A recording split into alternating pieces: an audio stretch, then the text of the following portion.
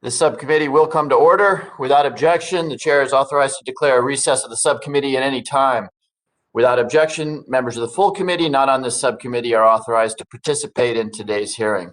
As a reminder, I ask all members to keep themselves muted when they are not recognized. This will minimize disturbances while members are asking questions of our witnesses. The staff have been instructed not to mute members except where a member is not recognized and there is inadvertent background noise. Members are also reminded that they may only participate in one remote proceeding at a time. If you are participating today, please keep your camera on, and if you choose to attend a different remote proceeding, please turn your camera off. If members wish to be recognized during the hearing, please identify yourself by name to facilitate recognition. This hearing is entitled Dollars Against Democracy, Domestic Terrorist Financing in the Aftermath of the Insurrection. I now recognize myself for 4 minutes to give an opening statement. As we heard from Merrick Garland during his confirmation hearing earlier this week, the country faces a, quote, more dangerous period in the wake of January 6th than we did after the Oklahoma City bombing, the single deadliest act of domestic terrorism in American history. This threat is real, and it is therefore incumbent on all of us on the subcommittee to look at the ways that these extremist groups fund not only their violent activities, but their recruitment and radicalization efforts as well. In the wake of the attacks of September 11th, we recast the entire federal government and worked feverishly to defund terrorist streams. To effectively disrupt domestic extremist groups, we need to better understand their financing. In today's hearing, I want us to focus on 3 important areas. First, is to better understand how these groups are raising money. Unlike ISIS, for example, these organizations are not pyramid-shaped where funding comes from a handful of easily disruptible areas. An online fundraising drive for a legitimate charity and one that helps support an extremist group can look very similar. Some extremist groups are eschewing the traditional banking sector in favor of cryptocurrency, avoiding our traditional methods of disrupting extremist financing. Second is to give serious thought to where our efforts on disruption are best spent. Terrorist attacks rely on their asymmetrical nature to be effective. Many of the domestic terrorist attacks in recent memory have been self-funded. The bomb constructed by Timothy McVeigh cost less than $5,000. However, recruitment and radicalization efforts are often more resource and time intensive. Targeting these efforts may provide an avenue for preventing future attacks. Third, we need to conscientiously be mindful of the civil liberties concerns at play here. Unlike international extremist groups, law enforcement is constrained by the Constitution when dealing with domestic extremists. Balancing the desire to give law enforcement the tools necessary to disrupt these groups with the need to respect the rights of all Americans and the Constitution to which we have all pledged an oath is essential. I'll quickly note, in the spirit of my opening statement in the subcommittee's first hearing, that this hearing is not about whataboutism or both sidesism. The topic is domestic terrorism, and it must be divorced from any specific ideology. While we all lived through a brutal event on January 6th, undertaken by right-wing extremists, no location on the political spectrum has a monopoly on extremism or violence. Focusing on one group to score political points doesn't do anything to help us solve the very real problem at hand, and a problem that could get worse over time, as January 6th demonstrated to so many groups that they could, in fact, make the news and be effective in their dark ways. Finally, I'd like to thank our panel of witnesses whose expertise and experience in their respective fields is unparalleled. I sincerely appreciate your assistance in tackling this difficult issue. The chair now recognizes the ranking member for 5 minutes for an opening statement. I thank the chairman. Appreciate you holding this hearing and for your opening statement. And I appreciate the witnesses lending their expertise today. I know this is a topic that touches all members on this subcommittee and across the Capitol, for the events that transpired on January 6th arrested all of us deeply. While we've discussed domestic terrorism financing in the past, this meeting will hit closer to home from the previous ones. I look forward to the constructive dialogue on this topic as a way to bring both sides of the aisle closer together. The majority has taken the decision to convene this hearing in the aftermath of the horrific destruction and mayhem of January 6th. All of us are saddened and outraged by the actions of those involved in the evil and devastating act. All of us condemn the rioters' destruction and malice towards the peaceful conduct of the business of democracy here in the People's House. But I would be remiss if I didn't note that extremist events like this have been caused by both the far left and the far right all across our country. Even this week in Senate testimony, we're learning important details about the premeditation of the attack and the weakness in the Capitol security planning and preparation. To honor the rank and file men and women of law enforcement, I've sponsored a resolution with my good friend, Representative Ed Perlmutter, to celebrate the bravery of the Capitol Police, DC Metro, and other law enforcement officers. These men and women protected us with courage, and they should not be overlooked. I'm pleased to report that this resolution has strong bipartisan support with over 133 co-sponsors. It's important to note, though, that this is not the first time that our nation's capital and elected officials have been targeted. I'll spare the committee a long history lesson, but I will mention that prior to the events of January 6th, there have been 6 other attacks on the Capitol involving extremists ranging from white supremacists to anarchists. Most in this room will remember the members of this committee and our colleagues that were attacked during the congressional baseball game practice in 2017, committed by a terrorist fueled by rage against Republicans. Unfortunately, as the chairman said, extremism, both on the radical left and radical right in our country, is not new, and it affects all Americans. It's important that we investigate the funding for such attacks and mitigate extremists' ability to access it. Cutting off funding will inhibit their ability to grow and expand their abilities and scope. We need to craft bipartisan solutions to ensure that violence and hatred that fuel the attacks do not happen again. We must use our existing extensive laws and law enforcement operation and cooperation to identify and prosecute those on the left and right that attempt to use terror and violence. I appreciate the chairman. And in a final comment, I would hope I see our distinguished chair on the call. I would urge our chair when we are in Washington to invite her consideration of an in-person hearing. And with that, Mr. Chair, I yield back the balance of my time. The chair thanks the ranking member for his statement and now recognizes the chairwoman of the full committee, the gentlewoman from California, for 1 minute. Thank you very much, Mr. Chairman. I think this is extraordinarily important. I thank you for holding this hearing. We're here against the backdrop of the January 6th insurrection, a deplorable yet predictable display of white supremacists such as the Proud Boys, the Oath Keepers, QAnon, and others, and nationalist violence incited by President Trump against the members of this body and against democracy itself. Unfortunately, the violence that we saw on the 6th is not new, but arises from our nation's legacy of violence towards people of color, religious minorities, LGBTQ plus persons, women, and immigrants, from the KKK and lynchings to the terror in Charleston, Charlottesville, Pittsburgh, El Paso, and Escondido, while white supremacists and nationalism are not new threats. But there is hope. The radicalization, recruitment, training, and operations that made January 6th possible also had a money trail, which can and must be targeted to turn the tide against future attacks. Thank you, and I yield back the balance of my time.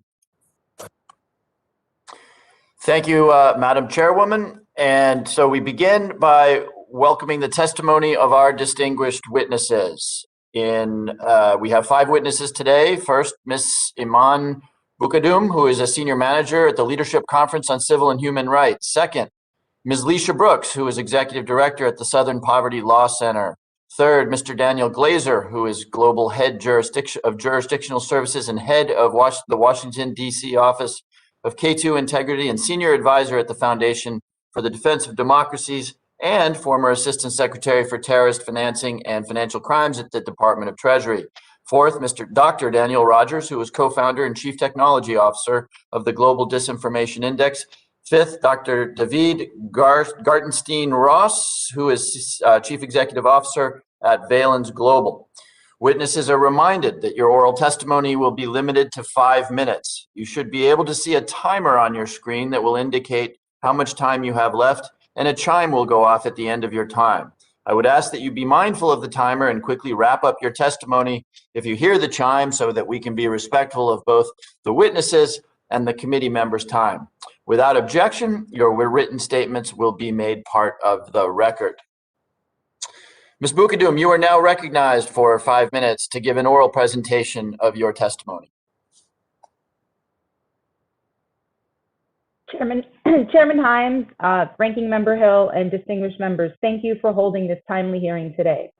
Last month's violent insurrection, heavily fueled by white supremacy and white nationalism, shocked the world. But it didn't shock me. It didn't shock my community or marginalized communities, because we are not new to white nationalist violence. Personally, as a Muslim and Algerian American, I appreciate the opportunity to be heard today as we wrestle with the aftermath of this horrific day. We echo the sense of urgency shared by many of you today in Congress regarding the very real threat of white nationalist violence. And I would just note that our coalition has been ringing the alarm relating to white nationalist violence for generations.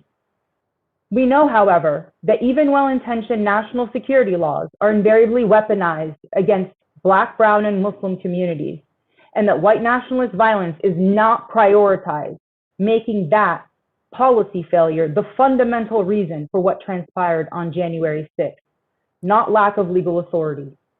For this reason, we oppose any legislation that would create new charges for domestic terrorism or any enhanced or additional criminal penalties.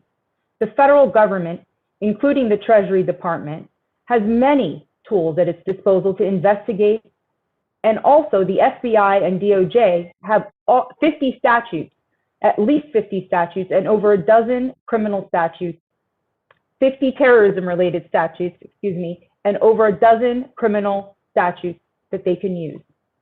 They just need to use them to target white nationalist violence.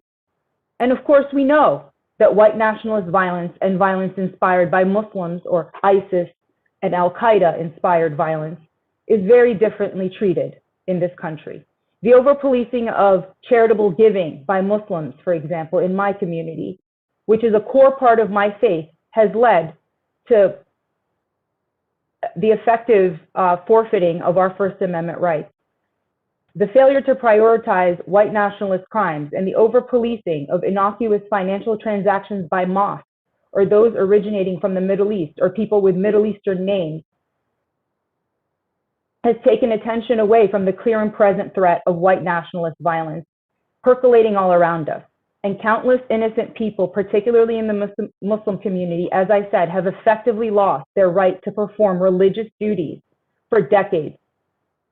What is clear is that the Treasury Department and other federal law enforcement agencies already have vast administrative and statutory authorities at their disposal, which they routinely use to disrupt financing relating to clandestine activity by freezing bank accounts and stopping those transactions.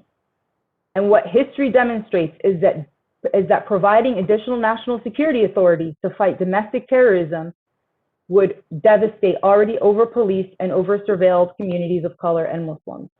I'd like to sum up with a few recommendations. First, the Jabara Hire No Hate Act is an important piece of legislation that must be passed. It centers communities and it would help with information sharing relating to hate crimes and would allow the Treasury Department to trace financial ties to white nationalist violence.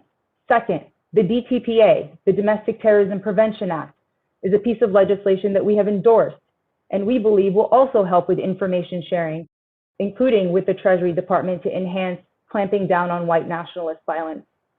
And third, we believe that hate crimes must be publicly or must be mandated, that hate crimes data must be reported and mandated for public consumption, and that government leaders must be able to see what is happening across our country within the hate crime space. And so I'll just conclude by saying that history has taught us that national security laws invariably harm the very communities they're supposed to protect, from COINTELPRO, the FBI's unlawful domestic surveillance operation that the Church Committee demonstrated in Congress was shamefully used against Dr. Martin Luther King Jr. and other civil rights leaders in the 1960s. And it too was justified as a national security program. And now after 9/11, we have seen similar counterterrorism frameworks used to unjustly target and harm Arabs, Muslims, and others, treating us as and our religion as suspicious, compromising our First Amendment rights, freedoms, and due process rights. Adding national security authorities will only exacerbate these challenges. Thank you, and I'm happy to take any questions. Thank you, Ms. Boukadoum. Ms. Brooks, you are now recognized for 5 minutes. Good morning, Chair Himes, Chair Waters, Ranking Member Hill. My name is Lecia Brooks. I serve as the Chief of Staff at the Southern Poverty Law Center. For 50 years, SPLC has been a catalyst for racial justice in the South and beyond. We work in partnership with communities to dismantle white supremacy, strengthen intersectional movements, and advance the human rights of all people. The SPLC began tracking white supremacist activity in the 1980s. Each year since 1990, we have conducted a census of hate groups operating across the U.S. as part of our annual Year in Hate and Extremism report. Our 2020 report, released this month, documented a decline in the number of hate groups, but not a decline in the strength and momentum of their movement. As the January 6 Capitol Hill siege affirmed, their threat to our democracy has not diminished. Far-right extremists are exploiting internet technology to create a broader, more decentralized, and more dangerous movement. The proliferation of numerous internet platforms has allowed individuals to engage with potentially violent movements like QAnon and Boukadoum without being card-carrying members of a particular group. Our testimony outlines how this movement finances itself in the decentralized way in which they now operate. The funding and financing of hate groups in this decentralized landscape is also changing in important ways. In the past, hate groups raised money by charging dues, selling products, or requiring the purchase of uniforms. Today, some white nationalist groups and personalities are raising funds through the distribution of propaganda itself. In November, SPLC researchers reported that dozens of extremist groups were earning thousands of dollars per month on a popular live streaming platform called DLive. As the post-election period became dominated by former President Trump's false assertion that the election was fraudulent, these DLive streamers shifted to video streaming at in-person events branded with the slogan, "Stop the Steal." Some of these same individuals were featured by House impeachment managers as key perpetrators of the violence on January 6. You see, they had used DLive to live stream the events inside the Capitol and on the grounds. Crowdfunding is also being exploited by hate groups to earn money in this new decentralized landscape. Crowdfunding sites played a critical role in the Capitol insurrection, providing monetary support that allowed people to travel to Washington, D.C. They've also played a crucial role in raising hundreds of thousands of dollars in legal fees for extremists. The violent insurrection at the U.S. Capitol on January 6 should serve as a wake-up call for Congress, the Biden administration, internet companies, law enforcement, and public officials at every level. But we have had wake-up calls before, many of them, in fact. Charleston in 2015, Charlottesville in 2017, and Christchurch, New Zealand, and El Paso in 2019. As we all saw last month, we can no longer afford inaction. Some technology companies have taken steps in the right direction to combat the rise of hate and extremism on their platforms, but both government and internet companies must do far more. Let me close by highlighting 5 policy recommendations we included in our testimony.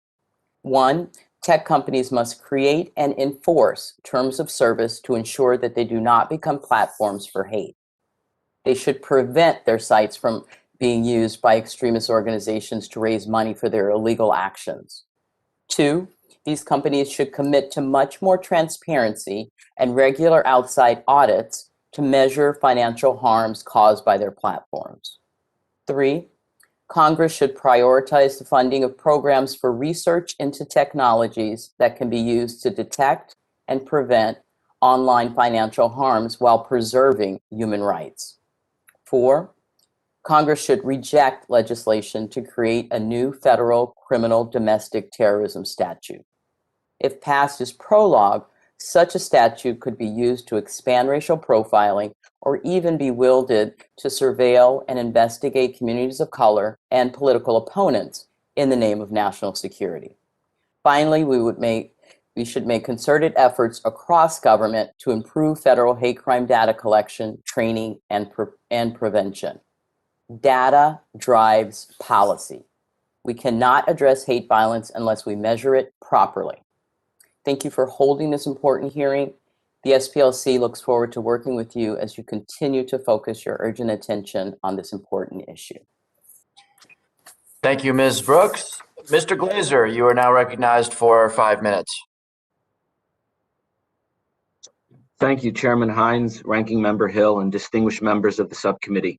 Thank you for the opportunity to appear before you today to talk about how the U.S. government can employ similar tools and strategies against white nationalists and other domestic terrorist groups, as it has employed against global jihadist groups over the past 2 decades.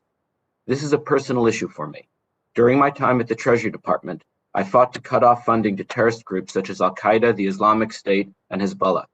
As a Deputy Assistant Secretary in the Bush administration, and eventually as the Assistant Secretary for Terrorist Financing in the Obama administration, my primary responsibility was to lead the design and implementation of strategies to attack the financial networks of these groups and other threats to our country's national security.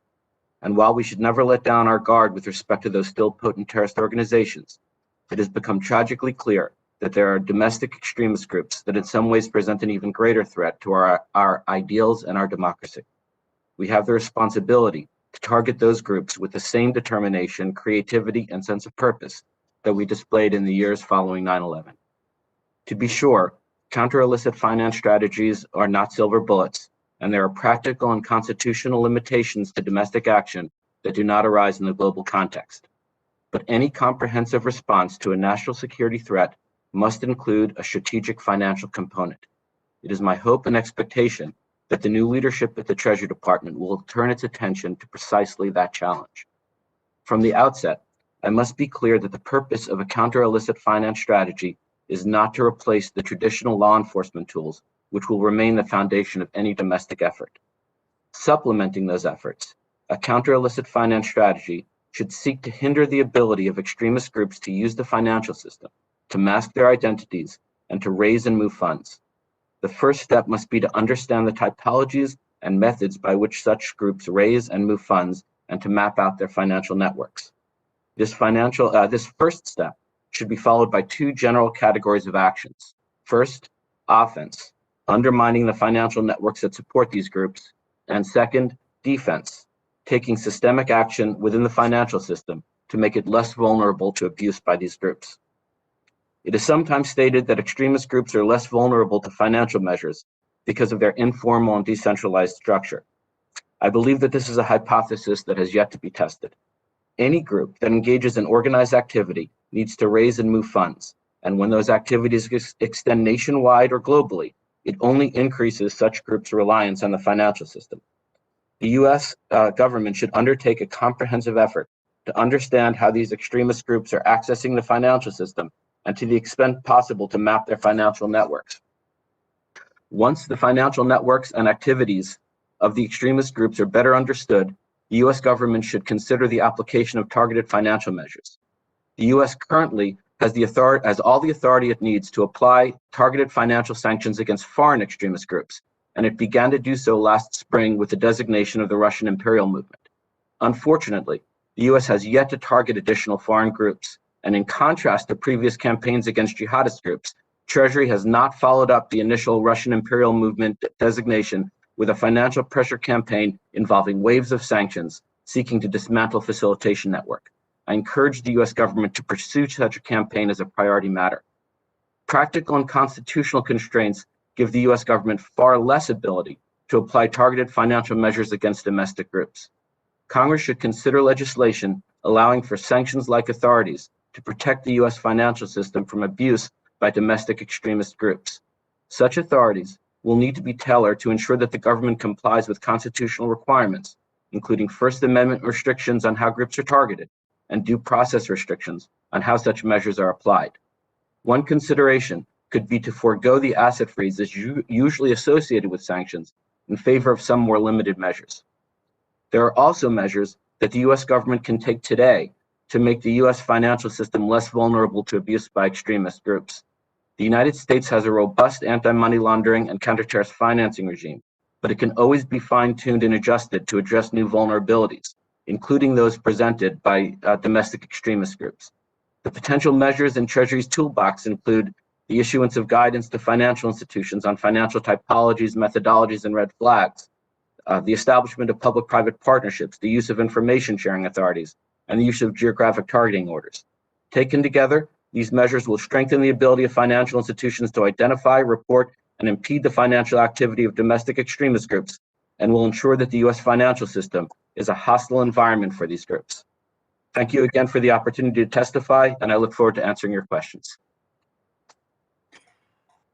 Thank you, Mr. Glaser. Dr. Rogers, you are now recognized for 5 minutes.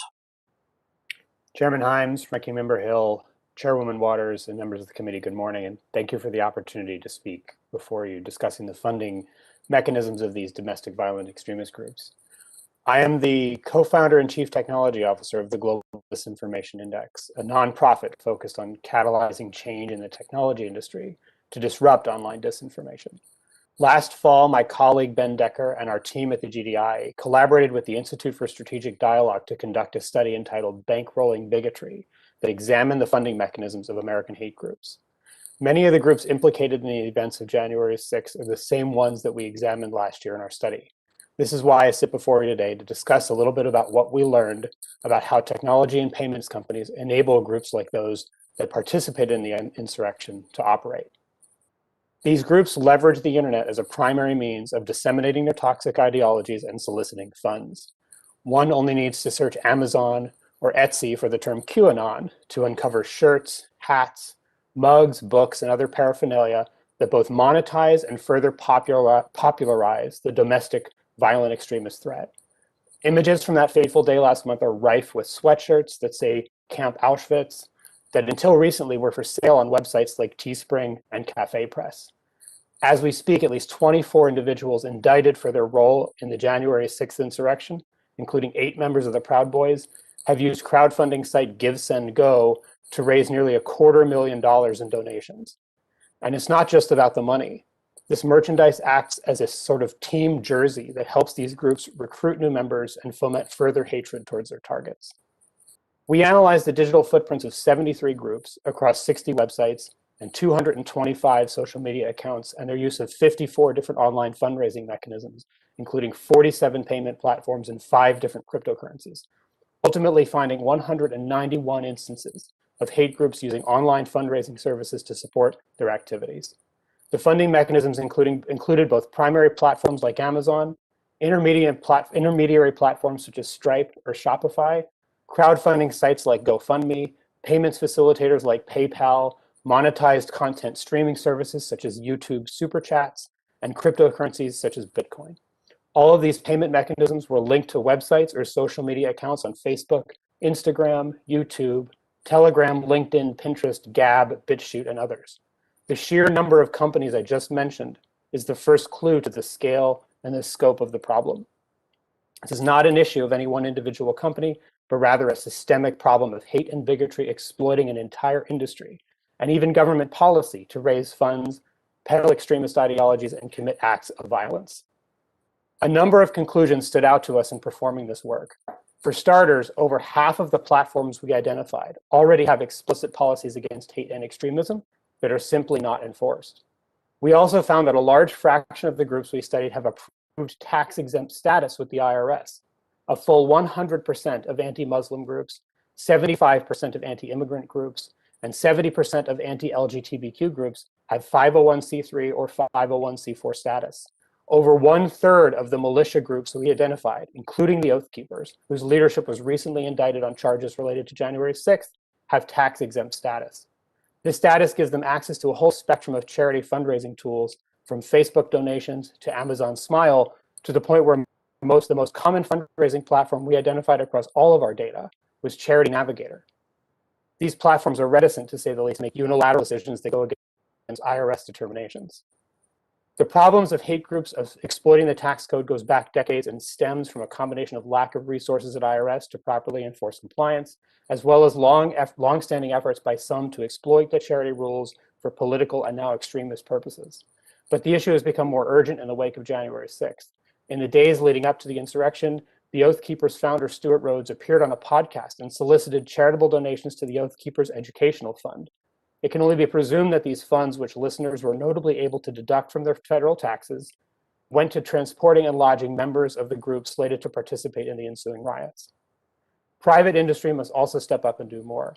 Since the publication of our report last October, we've documented at least 17 actions taken by platforms against the groups we've enumerated. For example, 4 of the 6 payment mechanisms routing funds to the Oath Keepers have been blocked. Amazon has even removed from Amazon Smile, but 17 actions out of 200 instances we observed speaks to the rampant way the problem has been allowed to persist. In fact, while most platforms have removed the Oath Keepers, payment facilitator RallyPay still to this day services the group's fundraising needs and has shown no signs of responding to public pressure to stop. More must be done. Industry-wide standards must be set, and enforcement across both the public and private sector must be stepped up. Chairman Himes, Ranking Member Hill, Chairwoman Waters, and members of the committee, thank you for your time, and I welcome your questions. Thank you, Mr. Glaser. Thank you, Dr. Rogers. Dr. Gartenstein-Ross, you're now recognized for 5 minutes. Domestic violent extremism is today uniquely poised for growth. Opportunities are driven by our information environment, by seemingly intractable global problems that governments appear incapable of addressing, by a nation riven by its differences, by an age where ethics and identity are in constant flux. Chairman Himes, Ranking Member Hill, Chairwoman Waters, and distinguished members of the subcommittee, on behalf of Violence Global, it's an honor to appear before you today. I think it's obvious how the backdrop I describe represents an attractive recruiting environment for any extremist group. This panel's consensus is that white supremacist extremism, or WSE, is the most pressing present threat. This is not just the panelists' opinion. Multiple US government assessments validate this view, as do relevant statistics. But white supremacist extremism is not the only concern in the domestic violent extremist, or DVE, space. In addition to documenting relevant WSE threat actors, my written testimony details street violence, assaults, arson, and intimidation employed by another militant stream. There has been a general rise in extremism. The opening remarks of the chairman and ranking member rightly emphasize that we are living through a dynamic, multifaceted ecosystem of extremism. Our divisions could plunge the US into serious conflict or even fragmentation.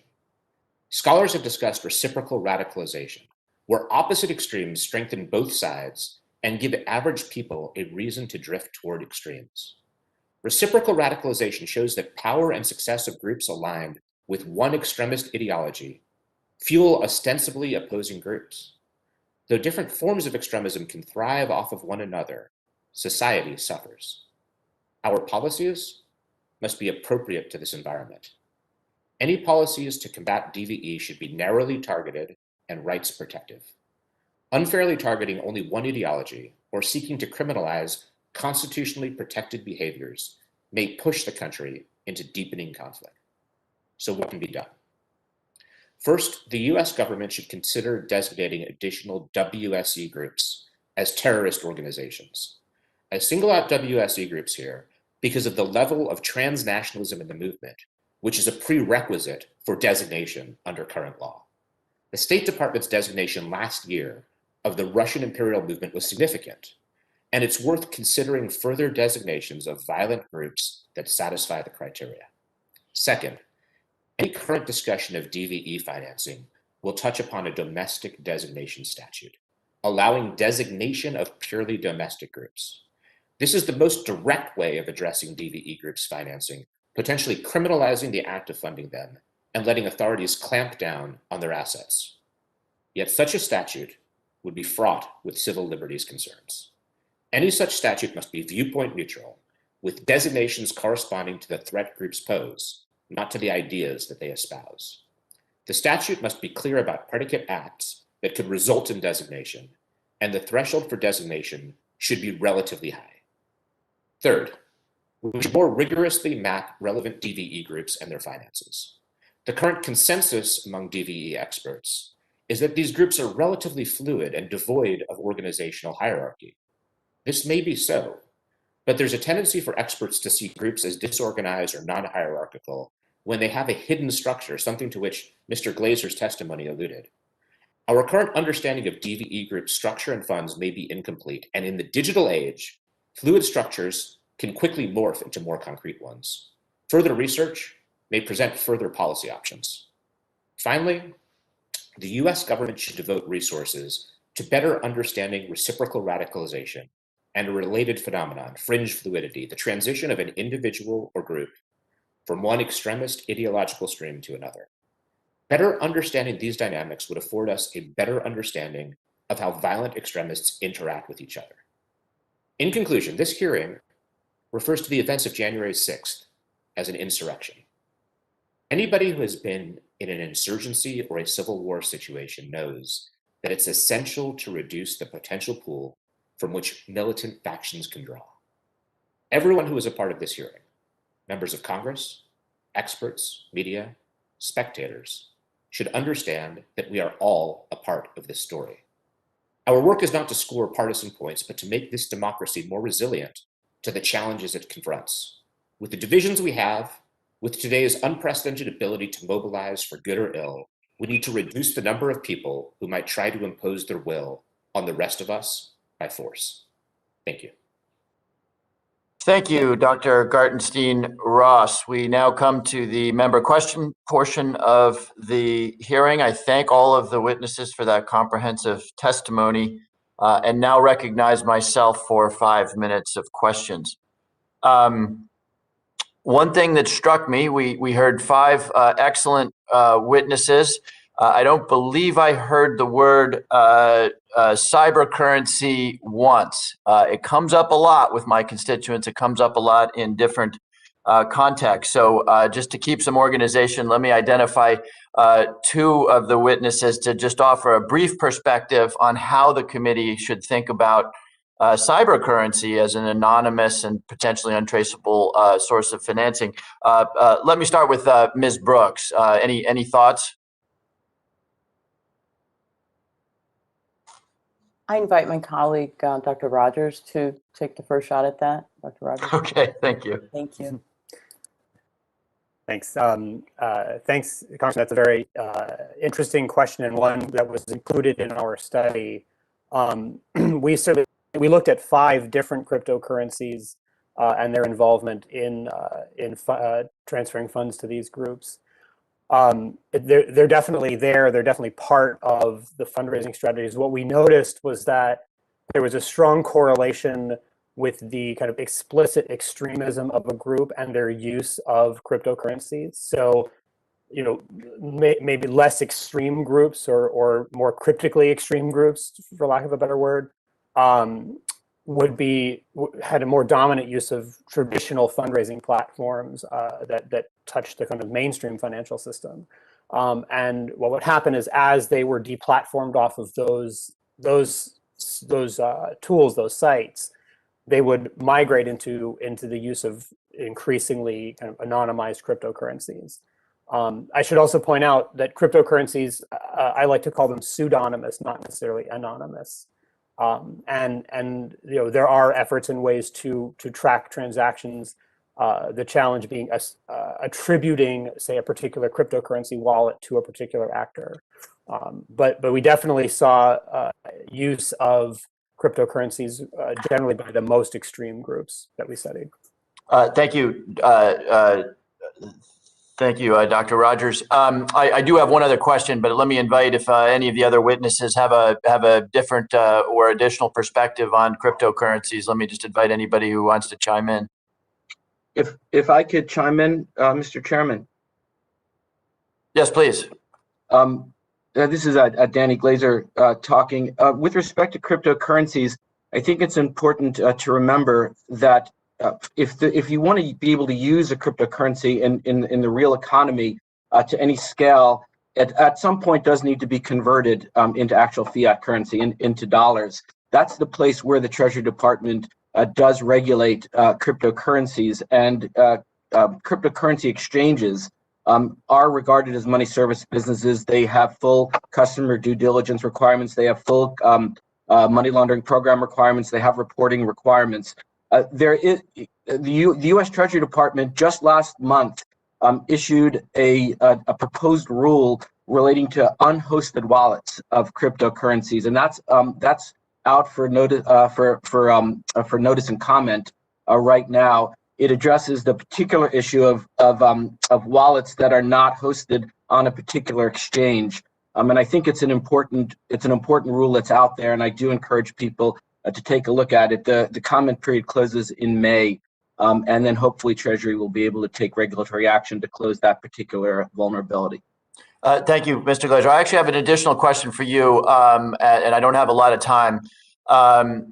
One of the things that struck me about the testimony is that there weren't really calls for additional statute. In fact, additional law.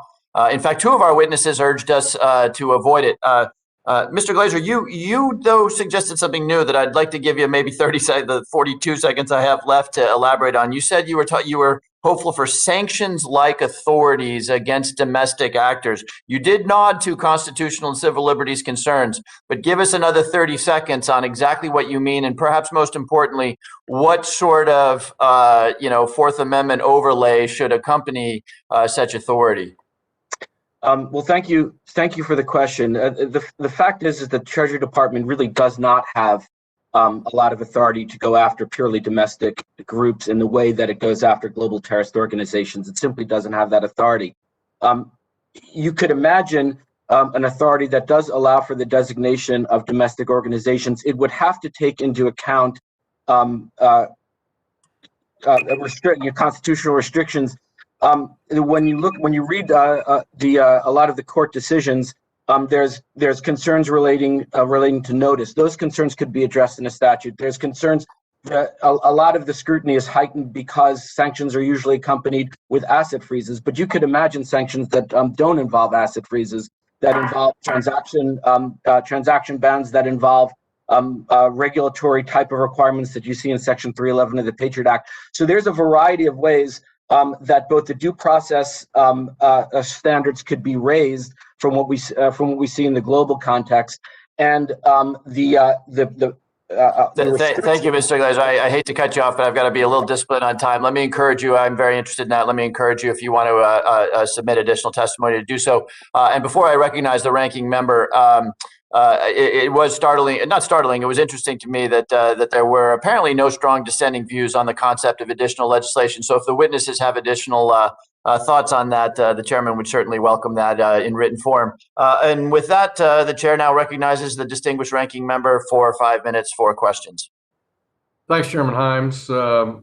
Excellent panel, really superb presentations and very informative. In looking at the draft legislation that the majority noticed with this hearing, one bill stuck out to me, and I think it's a good follow-up from your most recent exchange. It seeks to amend Title 31 to require the Secretary of the Treasury to establish a program to allow designated employees of financial institutions to access classified information related to terrorism, sedition, and insurrection. Now, over the past 3 Congresses, we've talked about the concept of a fusion center, not unlike we do in monitoring cyber risk and cyber crimes for this terror finance arena.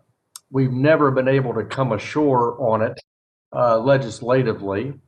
So I found that interesting. However, I'm concerned that when you deputize bank employees without any oversight as to how the information would be protected, or if there's really even a need for that. So I'd like some comments. So Dr.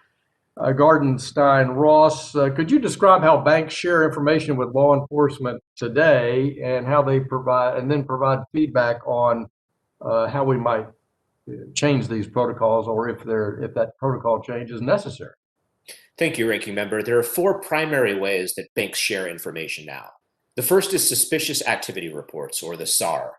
Financial institutions have to file these documents with the Financial Crimes Enforcement Network, or FinCEN, when there's a suspected case of money laundering or fraud. The SAR is designed to monitor activity in finance-related industries that are out of the ordinary, are a precursor to illegal activity, or could threaten public safety. Second, there's law enforcement's 314A power under the Patriot Act, in which it obtains potential lead information from financial institutions via FinCEN. Third, law enforcement can use its subpoena power if a court issues a subpoena pursuant to an investigation or to an administrative proceeding. And fourth, where there are blocked assets pursuant to OFAC authorities, sanctions or otherwise, banks are required to report blocked assets back to OFAC. The information sharing, in my view, is currently quite effective. Treasury, in particular, has a very strong relationship with U.S. financial institutions. Well, thank you. And we made one tweak that was passed into law, signed into law last year, a bill of mine called the CLAW Act, where it encouraged cooperation on accounts kept open so that they could be pursued by law enforcement investigations. I appreciate the bipartisan support for that. On 314 in the Patriot Act, is that a place where we could, in a protected, appropriate way, make a change that relates to this domestic issue, or is that, in your view, too challenging? No, I think it's a place where you could definitely make a change. The 314A process allows an investigator to canvass financial institutions for potential lead information that might otherwise never be uncovered. It's designed to allow disparate pieces of information to be identified, centralized, and evaluated. So when law enforcement submits a request to FinCEN to get information from financial institutions, it has to submit a written certification that each individual or entity about which the information is sought is engaged in or reasonably suspected of engaging in terrorist activity or money laundering. I think that in some cases, 314A may already be usable, but I think it's worth looking at the 314A process to see if in this particular context, when you're looking at domestic violent extremism, as opposed to foreign terrorist organizations, there are some tweaks that would provide ability to get leads in this manner. Yeah, I share all the chairman's concerns about this, but I'd invite you to write the committee more details about how one might make a regulatory or procedural change there at Treasury on that topic. Let me switch subjects. You made a very interesting point in your comment about mapping these extremist groups' organizational capability. Can you expand on the mapping part? You've got about 30 seconds, and I'll turn it to you. Yes, sir. Basically, right now, and you heard several witnesses say this, and I'm not disputing this, the view of these groups is that they tend to be rather hierarchy-less. They're not very vertical in structure. And what I've noticed in the realm of extremist groups is sometimes there are hidden structures that we experts are slow to recognize. I know that one of the proposed bills on the GAO would look in more detail into the assets that DVE groups have. I think that's a good idea. I think that we could do more to map the assets and understand the flow of funds to these organizations, sir. Well, thanks for your time, Chairman. Thank you for your leadership, and I yield back. Thank you, Mr. Ranking Member. The chair now recognizes the chairwoman of the full committee, Mrs. Waters, for 5 minutes of questions. Thank you so very much for allocating this time. I'd like to direct a question to Daniel Glaser and perhaps Ms. Brooks also. As you know, Henry Enrique Tarrio is known as the national chair of the Proud Boys. And he was in town prior to January 6th, and he was ushered out of town by the local Metropolitan Police. But what's interesting about him is he had a relationship with the FBI.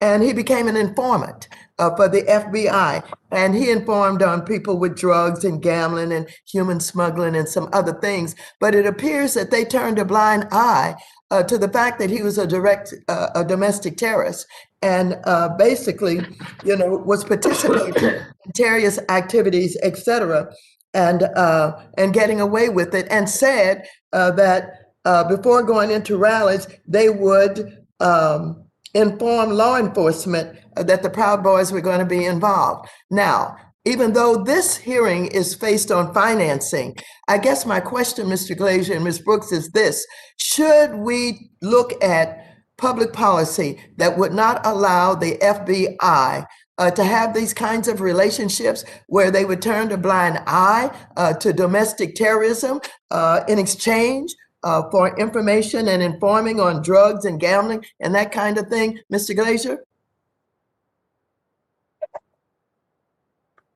Thank you for the question, Chairwoman. I certainly don't think the FBI should be turning a blind eye to white supremacy and to domestic terrorism of any kind. Of course, the FBI has a difficult job to manage in terms of figuring out the best way to collect information that it could act upon. I don't know that I know enough about the internal deliberations within the FBI that led it to make the decisions that it made, but I certainly do agree that we should be, and I don't think we had been, and when I was in government, we certainly, I'll take that as a criticism of myself as well. We certainly did not prioritize efforts against white supremacy as much as we should have.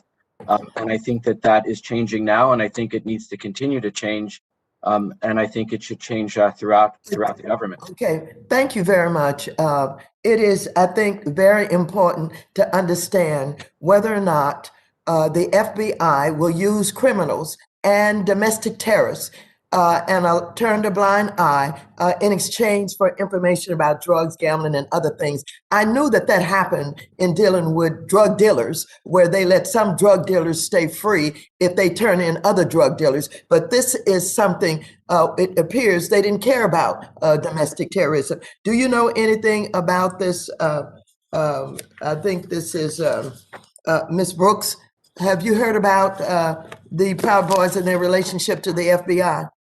Yes, ma'am. Thank you. Thank you, Chairwoman Waters. I completely agree with my colleague, Mr. Glaser, that they should not turn a blind eye. The Southern Poverty Law Center would say that it's because we failed to take the threat of white supremacy and white nationalists, we failed to recognize the importance of it. And so that the FBI would engage in some information sharing at the risk of our democracy is untenable. And I believe that's solely because, as we saw January 6th, we failed to recognize the threat.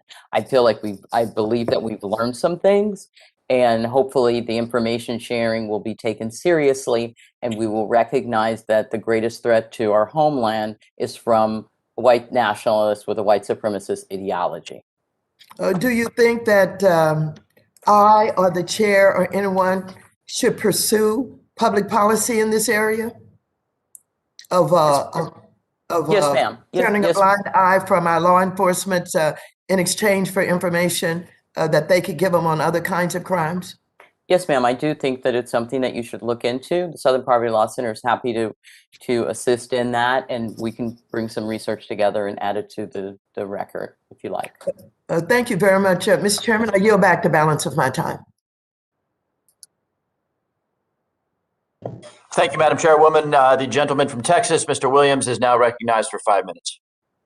Thank you, Mr. Chairman, and thank you, Mr. Hill. Unfortunately, January 6th was the second politically motivated attack that I have been involved in with the past 4 years. As we've talked already this morning, on June 14th, 2017, a crazy Bernie Sanders supporter opened fire on a Republican congressional baseball practice that injured myself, along with 5 other individuals. Because of the heroic actions of the Capitol Police officers, Griner and Bailey, and with God being in charge, the only fatality that day was the crazed shooter. Now, this was a politically motivated attack driven by anger and extremism, where signs were posted on social media beforehand. And some of the posts read, "Republicans are the Taliban of the USA," and it is time to destroy Trump and company. Unfortunately, if you went on Twitter or Facebook right now, you would find similar messages from hundreds of people spewing this type of hate. So, Ms. Boukadoum, how could we possibly monitor everything posted on the internet without greatly expanding the police state and significantly infringing on our First Amendment and all Americans' constitutional rights? Thank you for the question, Congressman.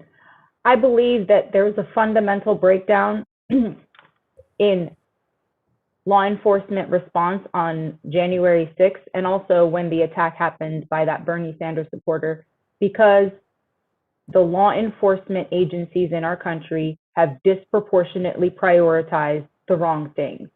This is a question of prioritizing. We have not prioritized white nationalist violence. We have not prioritized violence that is motivated by actions. We have prioritized ideology. And that is deeply troubling. And in fact, as you said, Congressman, a violation of the Constitution. And so our position is that we must follow the acts of people. So if there is a threat made by people who, whether it's the Proud Boys or whether it's Bernie Sanders supporters, then law enforcement must follow that. What we've seen is a fixation on a certain type of terrorism that is inspired by so-called Muslim ideology, and that has blindsided us. And unfortunately, we missed a huge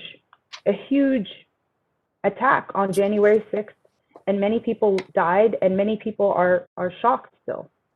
So that's my answer to you. All right. In 2019, the city of San Francisco voted to label the NRA a domestic terrorist organization. In August of 2020, Speaker Pelosi called Republican lawmakers enemies of the state. Now, with people being so quick to judge their political opponents as domestic terrorists, it makes me very uncomfortable with expanding the powers to go after our own citizens. So, Dr. Gartenstein-Ross, what safeguards are in place to make sure that any additional powers granted to the state are not abused for political gain? Thank you, Representative Williams. That's a great question. And I share your concern about people throwing the word terrorist around or over-labeling in this regard. This is why when I emphasized, and to be very clear, I'm not advocating a domestic designation statute. I was simply making the case both for and against it. But for any additional powers that are given to the state, I think what is important is, number one, setting a clear threshold for what designation or what the predicate of a crime would mean. And secondly, making sure that it's keyed to actual terrorism. One thing we've seen over the course of the past year is that we have an unprecedented ability to mobilize for a variety of causes. Some mobilizations result in violence being inflicted by a variety of actors. And I think we're going to see more mobilizations around a variety of causes that end up with violence being a part of the mobilization. I think we need to understand any powers given to the state against that context and against the context that you emphasize, that there are a variety of groups, a variety of individuals who increasingly see their opponents as evil and harming them as something which naturally flows from their very binary worldview. Okay. Throughout the COVID-19 pandemic, I've been very concerned about having our kids out of school and learning remotely. The social skills that our children learn through interacting with other people their age cannot be replicated over a computer and never will be. We've always already seen reports of increased mental health issues, depression, and suicides as a result of the COVID-19 lockdown. So, Dr. Rogers, can you talk about the role that isolation and mental health play in radicalizing individuals to carry out these horrible attacks? The gentleman's time has expired, so the witness sadly will have to provide that statement as an amendment to the witness's testimony. Just for clarity, the chair, since we're getting started on these hearings, the chair will allow the witnesses the courtesy to finish an answer that they have begun before the timer goes off, just as a matter of courtesy and good transmission of information. But that courteousness will begin to be revoked 15 or so seconds into the after the timer. And so with that, the gentleman from New Jersey, Mr. Gottheimer, is recognized for 5 minutes. Thank you, Mr. Chairman, and Chairwoman Waters and Ranking Member Hill. Thank you very much for calling together this important hearing, and to all of our witnesses for being here today. I proposed bipartisan legislation called the FASTER Act, featured in today's hearing. This bill will help law enforcement to freeze the assets of domestic terrorists facing federal charges for insurrection and seditious conspiracy, like those who stormed the Capitol, but also like ISIS-inspired lone wolf terrorists and others of that ilk. Mr. Glaser, given your experience in the private sector and as the former Assistant Secretary for Terrorist Financing and Financial Crimes, you know that for foreign terrorist organizations, the threshold for asset seizure is low. Given what transpired at the Capitol, do you believe that law enforcement could make use of greater authorities in certain cases for domestic extremism, such as insurrection or seditious conspiracy? Thank you for the question, Congressman. And to be clear, I think we need to make a distinction between seizure and forfeiture on the one hand and freezing assets on the other hand.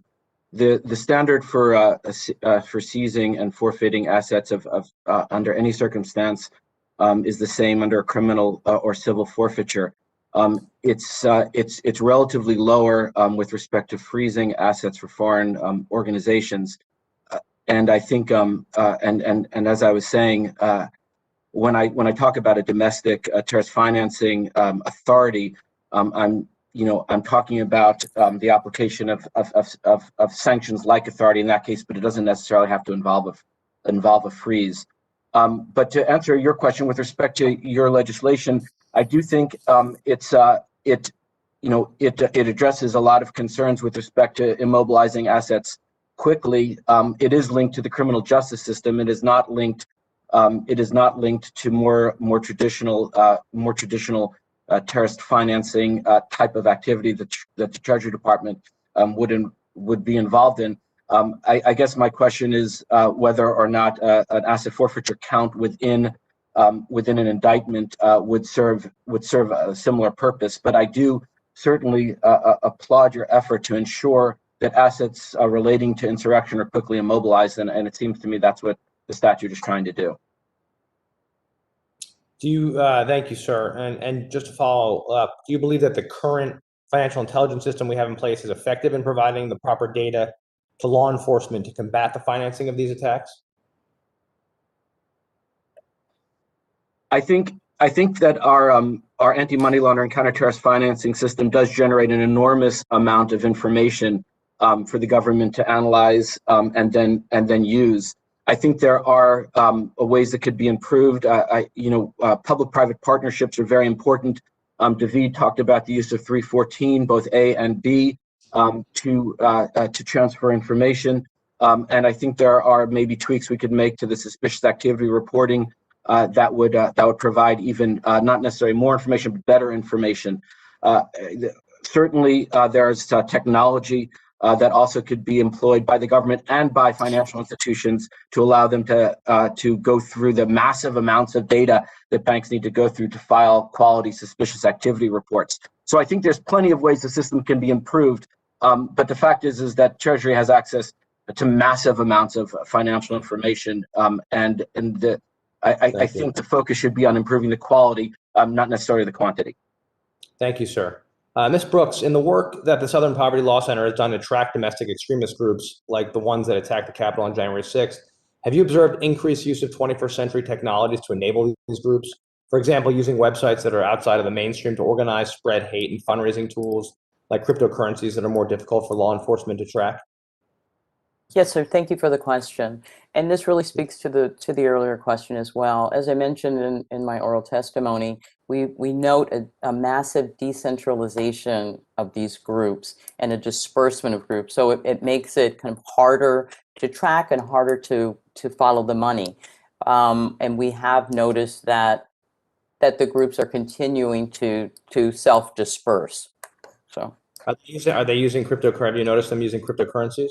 Oh, yes, sir. Hold on 1 second. I had something on that. Yes, monetized propaganda is continued to increase, and we see a lot of personalities distributing. I'm sorry, I apologize. Okay.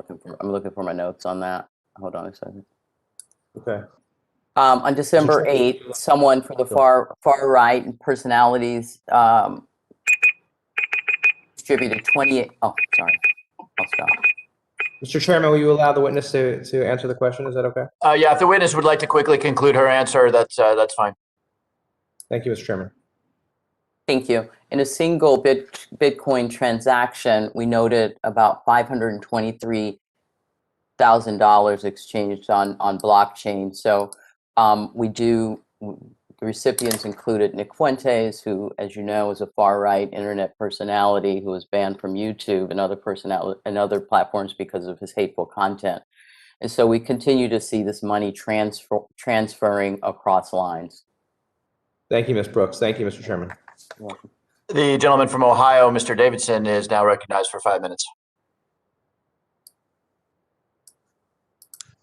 Yeah, I thank the chairman. I thank the witnesses for the expertise you've provided for this hearing and the preparation that goes into it. With each passing Congress, I want to share a concern. Really, with each passing Congress, we further erode the Fourth Amendment under the guise of promoting national security. This has evolved from a trend to a real tradition. As an example, the Corporate Transparency Act took a large chip out of the Fourth Amendment last year. I fear that January 6th will be used as another reason to further destroy the Fourth Amendment and the protections it provides. Mr. Glaser's testimony states that the U.S. anti-money laundering CFT regime can always be fine-tuned and adjusted to address a variety of vulnerabilities, including those presented by racially and ethnically motivated violent extremist groups. Glaser then lists out different tools the Treasury could fine-tune and adjust. Let's take a moment to translate what it means to fine-tune and adjust this AML toolbox. It really further means that we're further intruding on individual privacy by handing the government more and more of a person's financial records. At what point do we draw the line? January 6th cannot and should not be used to destroy our right to privacy even further. And frankly, I was encouraged by Ms. Brooks' notion that we should resist the temptation to further empower the federal government because it's been abused. And frankly, it's been abused heavily towards minority groups in the past. And now, under the guise of protecting them, it would be a shame to see further powers that erode privacy protections. So I urge my colleagues to speak up on this topic and the narrative that really attacks the Fourth Amendment right to privacy. Mr. Glaser, in your testimony, you said that the government should consider legislation to protect the U.S. financial system from being abused by domestic terrorists. You acknowledge that the legislation would have to be tailored to comply with the Constitution, specifically the First Amendment, but you really don't make mention of the Fourth Amendment anywhere. My question is, what constitutes an unreasonable search of an American citizen? Should Americans have any expectation of privacy with respect to their personal finances? Where is that limit? Because it sounds like there might not be one. In fact, the word privacy isn't even mentioned in your testimony.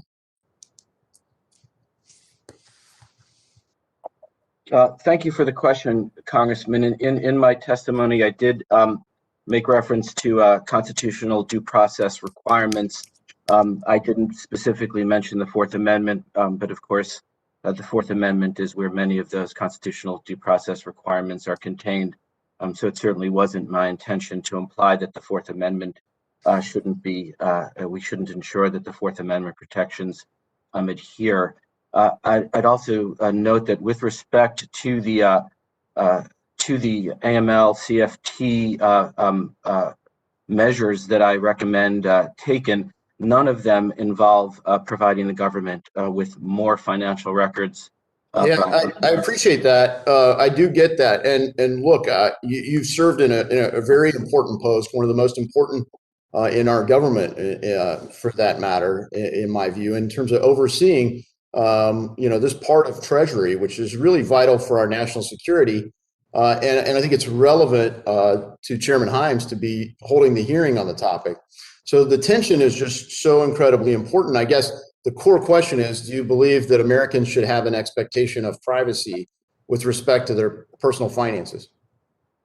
Yes, of course, I think Americans should have an expectation of privacy with respect to their personal finances. As with every other privacy consideration, it's a question of balancing where the limitations of that privacy begin and end.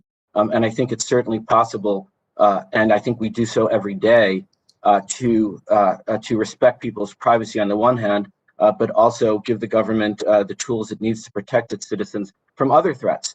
Because the threats to civil liberties come in all directions. Yeah, they are, and I appreciate that. I apologize. I have to get at least one more question, and I have about a dozen. So, but I look, Mr.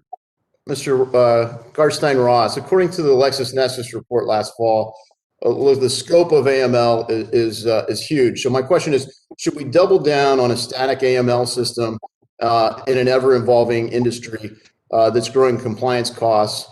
Or should we try to overhaul it? There was a really good BuzzFeed article last year that talked about the problems where the biggest banks, frankly, are the biggest money launderers. How do we address that? The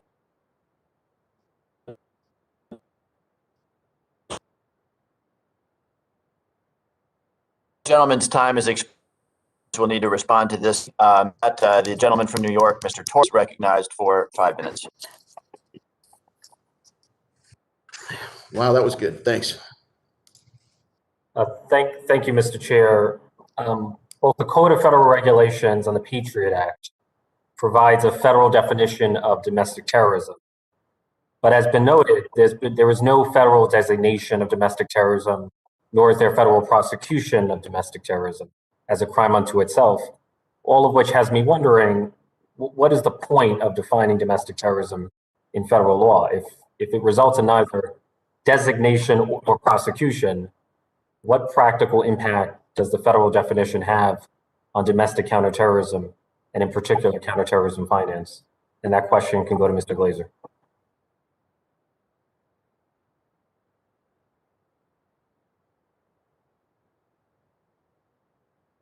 Mr. Glaser?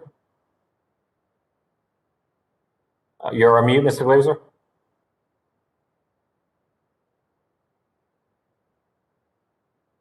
Hello?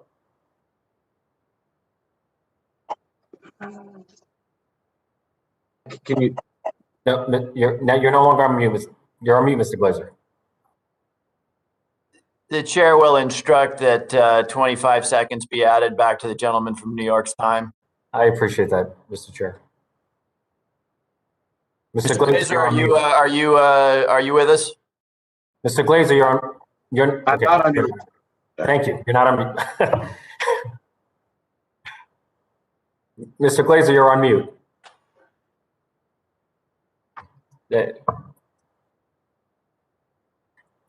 Is there anyone else on the panel who can address this question?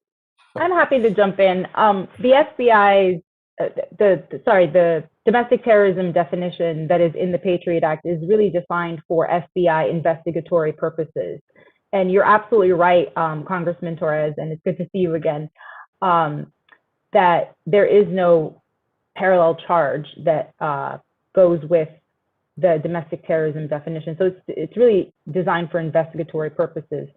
What we submit is that the material support for terrorism statute, as we know, there are two of them. There's one with an international nexus that is required, and there's one that allows for investigating material support for terrorism, domestic terrorism in particular, as defined in the Patriot Act, with underlying statutes that allows for any crimes that take place within the United States that have no international nexus. And we believe that that second piece of the material support for terrorism statute has been neglected and can be nicely used with the domestic terrorism definition as laid out in the Patriot Act. And we hope that statutory framework will be used to actually go after violent white nationalists and others. Much has been said about the First Amendment and domestic counterterrorism. I have a hypothetical. Suppose there were a white supremacist organization with a stated mission, a publicly stated mission of murdering minorities, overthrowing the government, and establishing a white ethno-state. Could the federal government legally open an investigation into the membership and financing of such an organization without running afoul of the First Amendment? That's an excellent question, and it's not a hypothetical, Congressman. It's actually a fact. We've seen, as my friends and colleagues at the Southern Poverty Law Center, who are part of our coalition, have highlighted time and time again, that there are myriad organizations that have absolutely espoused violence out in public, on Facebook, on big tech platforms, that have not been taken seriously. And so, yes, absolutely, the financial institutions and financial enforcement apparatus can trace those groups and should be tracing those groups, frankly. But as I said, there has been a deprioritization of white nationalist violence at the expense of our collective security. So I would submit that there is nothing wrong, or there is nothing that runs afoul of the First Amendment to go into investigating those types of groups. And I want to make one observation, and let me know if you agree or not, but it seems to me there's a cognitive dissonance or a double standard on the part of law enforcement. If you're a member of a violent enterprise, like the mafia or a gang, you can be prosecuted under the RICO law. But if you're a member of a violent white supremacist enterprise, then somehow you're protected by the First Amendment. Can anyone on the panel explain the disconnect there? I think that's another an excellent point. And in my written testimony that we submitted for the record, we highlight that RICO and conspiracy statutes are extremely broad and should absolutely be used against particularly organized white nationalist groups that, as you mentioned, espouse an ethno-nationalist state that wants to get rid of and kill millions of people. But I would love to open it up for my other panelists. Thank you. Thank you for the question, Representative Torres. And I completely agree. The Southern Poverty Law Center documents white nationalist groups today. To be clear, their mandate is to create a white ethno-state. And they have proved time and time again that they'll still carry out violent means to reach that end. I would also offer that the Southern Poverty Law Center has used RICO statutes in the course of our civil suits against hate and extremist groups over the past couple of decades. And I think that those are the laws that we mean when we say that there exist current statutes that law enforcement could use to address the real threat of domestic terrorism. And for me, and I agree with my colleague from the Leadership Conference, that it's important that we educate ourselves and recognize the very real threat of domestic terrorism. That's why the Southern Poverty Law Center supports the Prevention Act. Law, as you know, is a very, very blunt tool, and we advocate for further education and communication and coordination between DHS, Justice, and the FBI. And they could really work together to lower the threat level and strengthen a partnership that would blunt these hate and extremist groups. So thank you for the question. Well, the gentleman's time has expired. The gentleman from Ohio, Mr. Gonzalez, is recognized for 5 minutes. Thank you, Mr. Chairman, and thank you to our panel for today's testimony. It's an important hearing, and Mr. Chairman, I do appreciate your comments at the beginning about this shouldn't have a political lens on it, and I think we need to be honest with ourselves about that. I want to start by referencing the testimony of Dr. Gartenstein-Ross. You talked about, in chilling fashion, how extremism is poised for growth. Unfortunately, I agree with you 100% for a variety of reasons. And you also highlighted reciprocal radicalization. And I think that's right. I would argue that there's an escalating component to it as well. One side does one thing, the other side escalates and radicalizes, and there's a counter movement that does the same. And we're in this ping pong of extremism, unfortunately. So with that is my first question for Dr. Gartenstein-Ross. In your research, did you find that any of the political violence from the summer And I'm not creating an equivalency, so let's just get that clear. What happened at the Capitol was far worse. I'm not creating an equivalency, but I'm trying to understand the mechanisms. In your eyes, did the political violence from the summer inspire or activate some of the far-right nationalist movements that we saw at the Capitol? Thank you, sir, for that question. I would say it's unsettled, but I believe that the answer is yes in a rather subtle way. There's a really good book called How Terror Evolves by Yannick Vieux-Lepage. And what it argues, it looks at airplane hijackings. And it argues that tactics evolve from one group to another, regardless of ideology. And it even looks at criminal groups that have used airplane hijackings. I think what we saw over the course of the past year is a number of different mobilizations, starting with the anti-lockdown mobilization. Then there was a racial justice mobilization, then an anti-fascist / anarchist mobilization, and finally a pro-Trump stolen election mobilization. And those aren't all extremist mobilizations by any means, but all of them were mobilizations that were very powerful. And I think that each mobilization learned from the other. One of the lessons that was learned by the time of the Capitol attack is that attacking a symbol of government is extraordinarily dramatic. And there are multiple examples of that, from attacks on mayor's offices to autonomous zones and attacks on police precincts, that provided some tactical guide for what occurred. So I do think that different groups, both extremist and non-extremist, are learning to mobilize faster than before, and all of them are learning from one another's tactics, and tactics that we may applaud today may be used tomorrow by a group that we utterly despise and that despises us. Thank you for that answer. And a follow-up, what role do public figures, politicians or otherwise, play in contributing to the violent behavior that we've seen across society over the last year? And how can we be better leaders? This is where I want you to lecture us and tell us how we have failed the American people. So go for it. So I love the question. And look, we are in an extraordinarily polarized environment where even the slightest differences of point of view can lead to recrimination, fear, calls for people to be fired, different labels being thrust upon other people. I think now is a time for political leaders to show wisdom. And I think let me applaud this subcommittee for the bipartisan way that it put this hearing together. I applaud it for getting witnesses who can speak to both sides of the aisle. But I agree with the premise of the question that ultimately we need to figure out how to step back from the precipice. We need to figure out how we live together within a system that we all support. We need to figure out how the fact that the person next to us disagrees on some issues doesn't cause us to think of that person in a binary way as being evil or beneath us or someone who's our enemy. We're struggling with that. And part of it is politicians. Part of it is the systems of communication that we have. It's a complex, multifaceted problem. But the question you ask, sir, is the exact right question. And politicians have often been a part of the problem. Thank you. And with my final 30 seconds, I'm going to share a brief story. So I voted for impeachment, as most of y'all know, and I'm a Republican.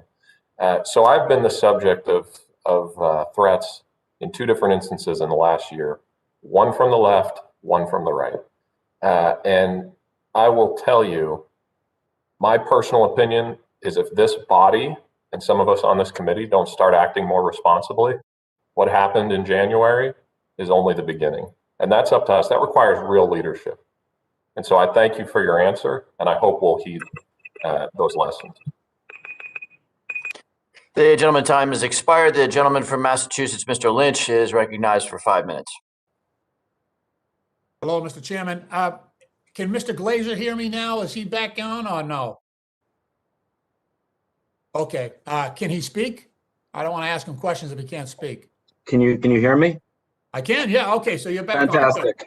on. All right. Well, Mr. Chairman, first I want to congratulate you on your chairmanship. I am proud and happy to be a member of this subcommittee.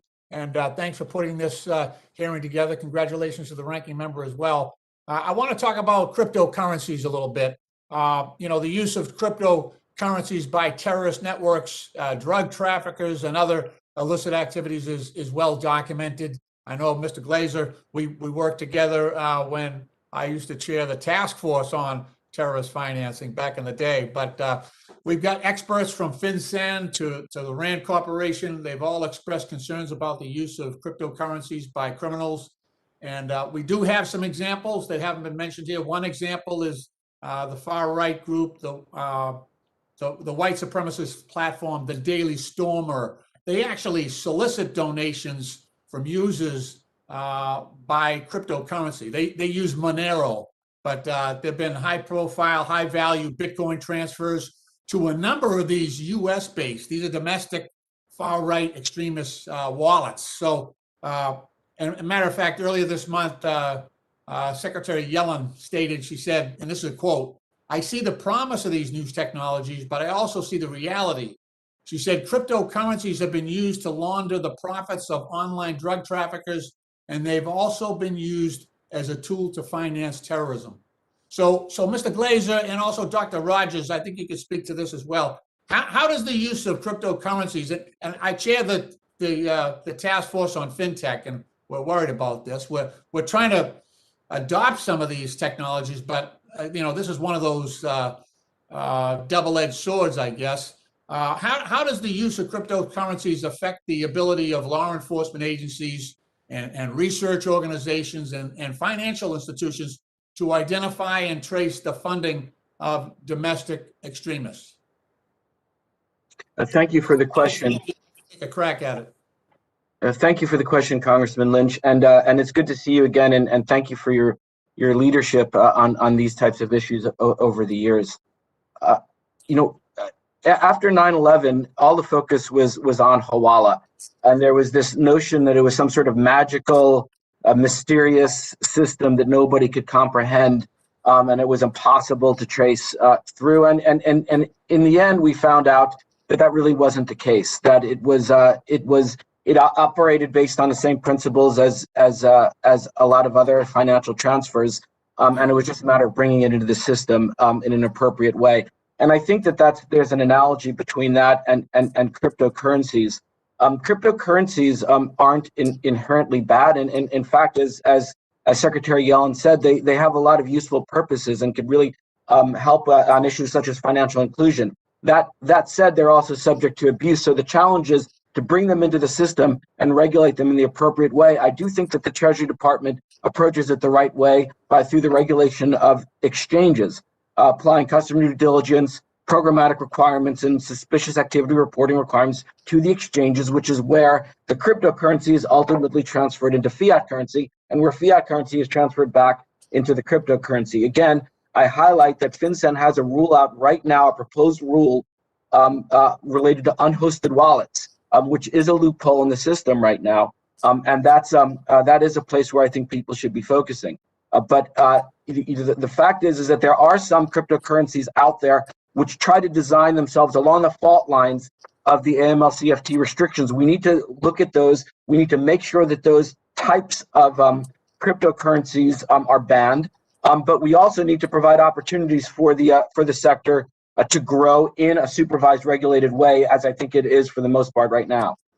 Wouldn't it require getting rid of the pseudonymous nature where we don't have digital identities? Isn't that the core of the problem? And that's what the users or the advocates of crypto, a lot of them cling to that they want a decentralized, anonymous or pseudonymous system. Is that part of the problem? Yes, anti-money laundering, counter-terrorist financing rules and regulations at the end are about transparency. It's about transparency in the international financial system and the domestic financial system. And in certain ironic ways, cryptocurrencies provide enhanced opportunities in certain ways for law enforcement agencies to be able to trace transactions that aren't there in sort of bulk transactions in the private sector. But again, I come back to, you have to figure out where the points of entry are. And I think the point of entry is at the exchanges, which is where we're trying to regulate it now. Thank you, Mr. Chairman. I yield back. The gentleman's time has expired. The gentleman from Texas, Mr. Taylor, is recognized for 5 minutes. Thank you, Mr. Chairman. I appreciate this hearing, and I appreciate the witnesses and the expertise that they bring to this important topic. And domestic terrorism obviously is something that I think with a little historical perspective, I think we remember Puerto Rican separatists shooting members of Congress, on the floor of the U.S. House back in the 50s. And so this is a long path that we've been going down and trying to fight this. And obviously, I was intrigued, Chairman, by your comments about the domestic terrorism being more difficult because they've got First and Fourth Amendment rights. But I remember my own time as a Marine on the U.S.-Mexican border contending with FISA and Posse Comitatus, dealing with the international component and really the Patriot Act, dealing with that and trying to figure out, well, okay, when does the international stop and the domestic begin, and how do we share data across between the CIA and the FBI, and how is that legal? When is that legal? Which unfortunately 9/11 really revealed to us we had some problems there. So just going down the path of making sure that we're sharing information across platforms, but at the same time protecting people's rights. And I think that's something that we're all conscious of, that push-pull. Dr. Garcia-Ross, just in terms of the way you think about this, is there enough sharing between the FBI, Department of Homeland Security, and local law enforcement? Are there regulatory or statutory changes that we can make at the congressional level to encourage information sharing so that we can actually prevent terrorist actions? That's an excellent question. As you know, sir, DHS, one of its mandates is to share information with local law enforcement, which is a relatively effective system, although you've had a number of times where some of the information shared ends up getting leaked to the press, which in turn causes controversy and then impedes sharing. One of the reasons why we were so slow to look at WSE extremism as a government it relates to a 2009 controversy about a report on what was dubbed right-wing extremism at the time. So it's not clear to me that there are specific fixes that can immediately leap to mind, but I will say that this is something that we should look into to see if there are things that impede the flow of information. Anything that will allow information to be shared more widely will be a positive. Mr. Glaser, just given your experience in government, I mean, what would you say to that in terms of information sharing between different, and again, I saw the restriction when it went from international to domestic. There was definitely some walls that were created there in the 70s that were knocked down a little bit after 9/11. But do we have those in terms of dealing with this problem? Thank you for the question, and I agree with your premise that there needs to be a vibrant partnership between the public sector and the private sector to attack these sorts of issues. In fact, when I was in government, we'll get to that in a second, but just the question is, within the federal government and local law enforcement, are there walls that you need to break down statutorily or by regulatory? With respect to financial intelligence, I think that there's a very good information sharing between the federal government and the state government. State governments have access to suspicious activity reports. So I think that there's ways, there's probably mechanisms that we could implement to improve them, but they wouldn't be legislative in nature. Okay, and then Mr. Boukadoum, just going to, I think this is something you're concerned about, is the role of private companies taking it on themselves to report to the authorities what they perceive to be problematic when they're not required to do it, right? And so I'm thinking recently there's an allegation that Bank of America went in, pulled all the data from their customers, reported that to law enforcement without having a warrant. And that, in the interesting Fourth Amendment question, well, should government even be willing to accept data that they don't have the right to get, that the Fourth Amendment precludes them from? And I know I've heard your opening statement leads me to believe that you're concerned about this as well. Absolutely, Congressman. I think that civil liberties have to be protected. And I think that the private sector, Bank of America, big tech have to really make sure that there's a notice requirement that is provided to customers, and also that there is yes, a warrant from the FISA court, even though it is a secret court, but there are mechanisms for making sure that due process and transparency, to the extent possible, are complied with. Thank you, Mr. Chairman. I yield back. The gentleman yields back. The gentlewoman from Pennsylvania, Ms. Dean, is recognized for 5 minutes. Thank you, Mr. Chairman. I thank you for hosting this important hearing. I'll get right to some questions. I thank all of those who are testifying today to help us understand this better. Mr. Rogers, if I could start with you, what evidence is there of alternative financing platforms contributing to expanded recruitment or radicalization of domestic terror groups? Do we have any evidence of alternative financing platforms? Thank you, Congressman, for the question. And if I may clarify, by alternative financing platforms, can you provide more detail about exactly the sorts of platforms you're referring to? I mean, we looked at a broad spectrum. Fundraising. Yeah. Okay.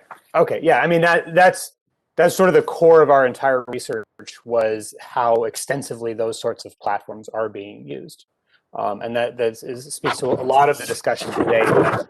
That most of the financial activities not through the kind of traditional banking.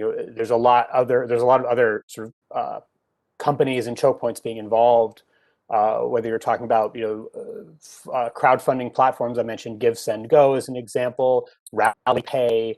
All of these companies, they sit on top of standard kind of the larger kind of payments and banking. Like at the end of the day, the money lands somewhere that is a more traditional bank or payment provider.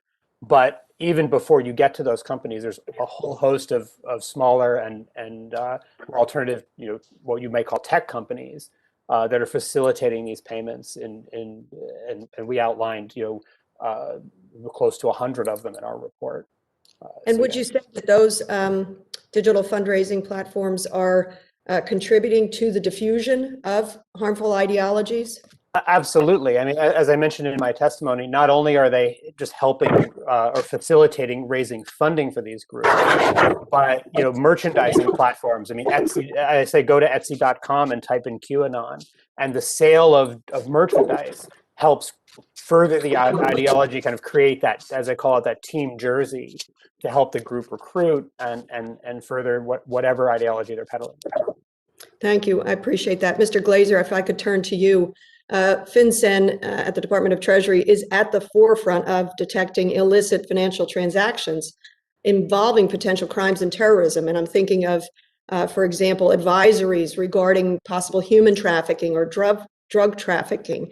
But does FinCEN yet provide this type of guidance related to armed domestic extremists or mass shooters in terms of potential purchase of weapons, amassing of arsenals of guns, or other weapons for attacks? Is there such an advisory alert? I'm thinking about, we're examining communications and gaps in communications. Is there such an advisory around the amassing of weapons? FinCEN does not currently have an advisory relating to domestic terrorism. I would not be surprised if they were working on one right now, and I think it's a great question. In my testimony, I specifically referenced that as one of the things that FinCEN could be doing. And as I said, I wouldn't be surprised if they were working on one right now, but there's not currently one out there. Would the legislation, perhaps you're familiar with it, it was introduced last session by my friend, Representative Wexton. It was entitled Gun Violence Prevention Through Financial Intelligence Act. It was a bill in simplicity that would develop an advisory notification to assist financial institutions in detecting and then reporting suspicious or illegal financial activities around firearms. Do you think that legislation is worthy and would be a step in the right direction? Thank you, Congresswoman.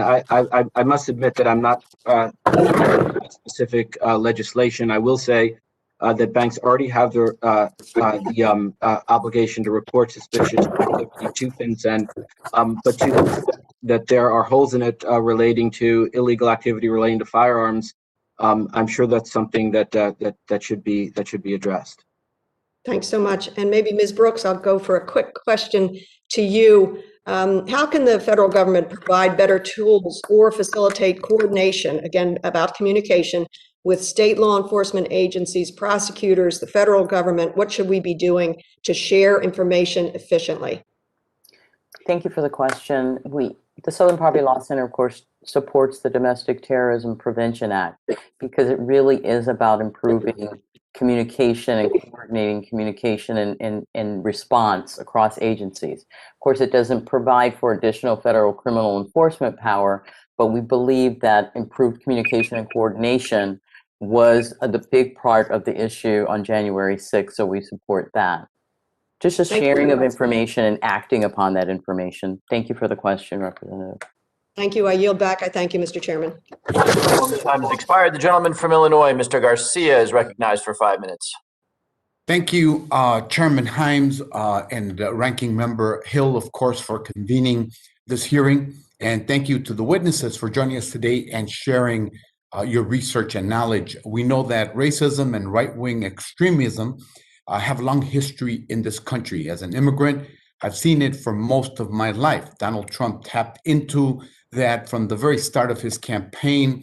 And what happened here on January 6th is a symptom of something very serious. Like many of you, I was locked down in my office that afternoon.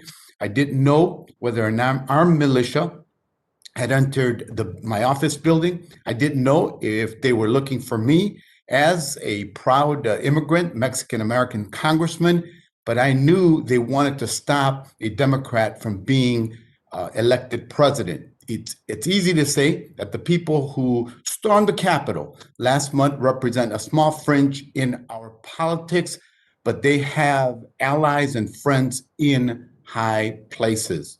A couple of questions. Ms. Brooks, in your testimony, you gave us a good timeline of how racist extremism has connected to party politics. Could you talk a little more about how the radical right entered the mainstream and what we should be worried about moving forward?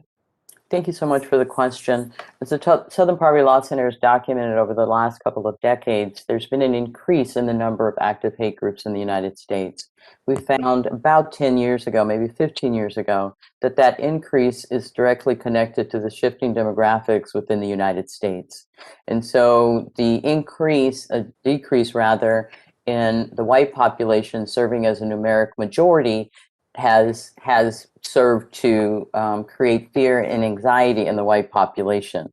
So as we saw with the ascension of President Obama as president, that was a kind of a peak moment and an example, if you will, for whites who were beginning to think that they were being displaced and feeding into a white nationalist trope around the Great Replacement or a white genocide. So we've been seeing an increase in that rhetoric. What we saw over the last 6 years was an increase in that rhetoric that was echoed from the highest office in the country, from the president, that served to kind of fuel and carry the disinformation, fear, and anxiety to this fever pitch position with which we find ourselves in today. Thank you. Dr. Rogers, you've studied radicalization and terrorism in a number of countries, and your report on bankrolling bigotry mentioned that far-right groups use 501c3 nonprofit status to look legitimate. What role does money in our political system play in fanning the flames of right-wing extremism? Do all of these nonprofits and shell companies make it harder to track their role? Thank you, Congressman, for the question. I think that, I, for starters, am not an expert on tax-exempt organizations, and I'm certainly happy to point you to ones that I've worked with in the past. But as is my understanding that the abuse by some of the charity and the nonprofit kind of tax-exempt rules has grown over time as say political campaigns and whatnot have become more expensive as a way to shield identities involved in political donations and things like that. And so that abuse has grown over the past decades. And while at the same time, the resources for enforcing the 501c3 and 501c4 rules, to say, if a group applies as a supposedly educational charity, to enforce that they actually are engaging in educational charitable activities and not, say, secretly a violent militia, the resources that IRS has to fulfill that regulatory compliance role have decreased over time for a whole host of reasons. So one of our recommendations that we've taken from one of our experts is to actually break out that function from IRS. IRS is ultimately a revenue generating organization, and this part of IRS is not by definition revenue generating, so it tends to be kind of ignored. If you took that regulatory function out, much as the Charity Commission in the UK is an independent organization to fulfill that role, that might help with the compliance and the enforcement problem. So just one idea related to that. Thank you very much, Mr. Chairman. I yield back. The gentleman yields back, and the gentleman from Massachusetts, Mr. Auchincloss, is recognized for 5 minutes. Thank you, Mr. Chairman, and to those who are testifying today as part of our ongoing investigation into the insurrectionist attack on the Capitol on January 6th. The attack laid bare our vulnerability to domestic terrorism, and we need to examine solutions to stop future attacks before they happen. I believe it would be a grave mistake, however, to maintain permanent fencing around our Capitol. Constituents, advocates have the right to visit the home of our democracy and speak with their representatives to share their thoughts, agreements, and concerns. We need innovative tools to root out domestic terrorism, protect members, staff, and visitors without turning this building into a fortress surrounded by fences capped with barbed wire.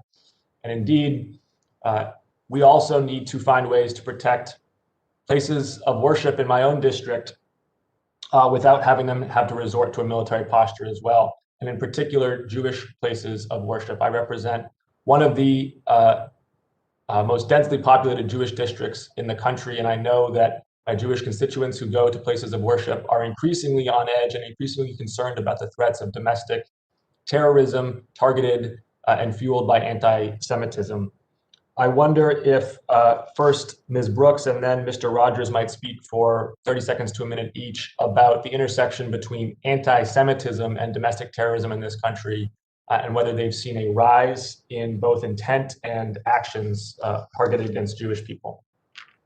Thank you so much for the question. And we don't talk about this enough, but there's a direct link and a connection between white nationalism, white supremacy, and anti-Semitism. It should not be separated at all. There's been an increase in anti-Semitism in this country and globally for the last couple of decades, and people fail to pay attention. We have these major violent events like the Tree of Life Synagogue, like what happened in Escondido, and then we move on, but we're not connecting the dots. We are in this together, and a white supremacist agenda would separate everyone from who they are. So to be clear, we should stand together against white nationalism and anti-Semitism in support of it, and in support of the Jewish population. So thank you for the question. I just want to state for the record how much I agree with standing together. I think the Jewish people, as well as my African-American constituents, know that where there is conspiracy theorizing, where there is extremism, it's just a matter of time before they come for Black Americans and for Jewish Americans. Such has been our history. So thank you for saying that. And Mr. Rogers would welcome your thoughts as well. Thank you, Congressman. And I could not agree more with both your thoughts and Ms. Brooks, your statement on the subject. Another subject that's personally very, I'm passionate about as well. As you say, if history is any guide, hate is hate, and it always comes for people of color and the Jewish community as well. One other point I would add is that in many ways the QAnon conspiracy theory phenomenon is itself a kind of remix, if you will, or a mashup of historically all of the various sort of anti-Semitic Jewish blood libels. The idea of the cabal at the top, et cetera, that if not explicit, very, very thinly veiled version of the same blood libel that's been circulating for 100, if not hundreds of years.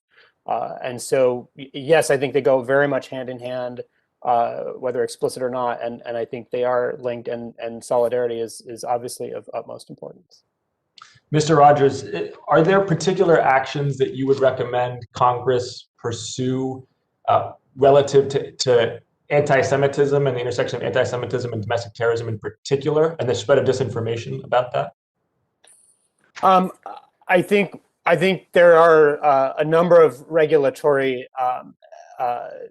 fronts that all kind of go to the general problem of disinformation as a whole. And I don't know that we have, the time to get into all of them here, but I think they certainly fall into three big categories, with the one most relevant to today's discussion being this idea of platform governance and platform liability, that our data is showing what a key role these sort of platforms play in facilitating the activities of these groups, and the fact that the liability is so nebulous or non-existent through things like Section 230 and whatnot, which what we found is that there's already policies in place against all of these hate and extremist groups, but they're just simply not enforced. And so updating that kind of platform liability to help drive enforcement, I think, is one of the key areas that we can focus on.